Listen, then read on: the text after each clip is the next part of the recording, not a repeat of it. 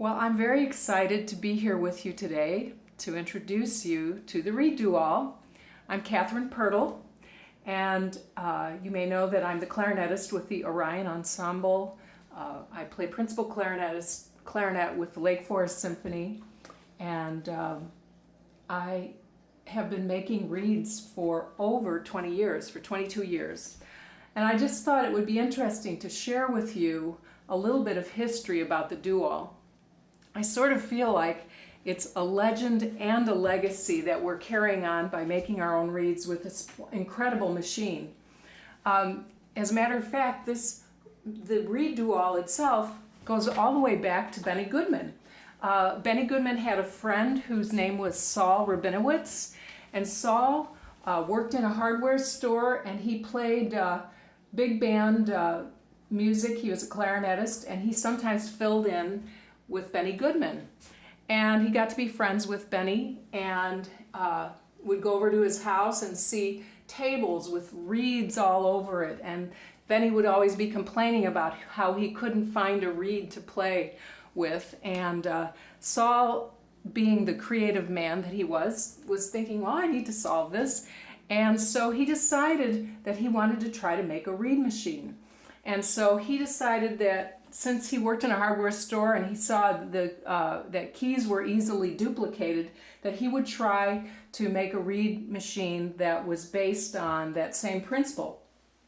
And so Saul developed a Reedual and patented it in 1963, and it is very much, as you can see, it's like a key duplicating machine in the sense that you have a model here. Here's your model reed, and then this is where you're going to put your reed blank, and this will spin around. I will show you later that we will be putting some sandpaper on this part of the machine, and as this spins, it follows the exact profile of the reed blank that is on the machine.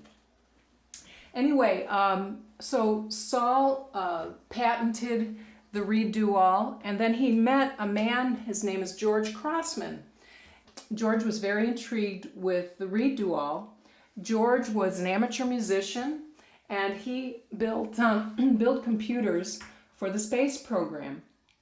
And when Saul Rabinowitz passed away, George took over the patent of the Reedual and began to make Reeduals and continue the legacy. And that was in 1986 that he purchased the patent.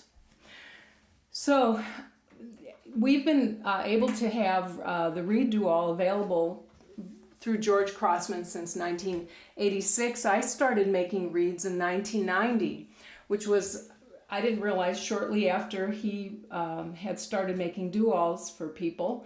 And a lot of people became excited about making their own reeds.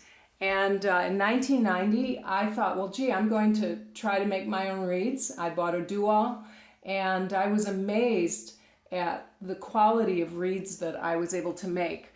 In fact, I have a testimony which you can read in the article that I wrote in the Clarinet magazine last year, September 2011, where I talk about getting the dual, and then I was starting to learn to make reeds, and then I was preparing reeds to play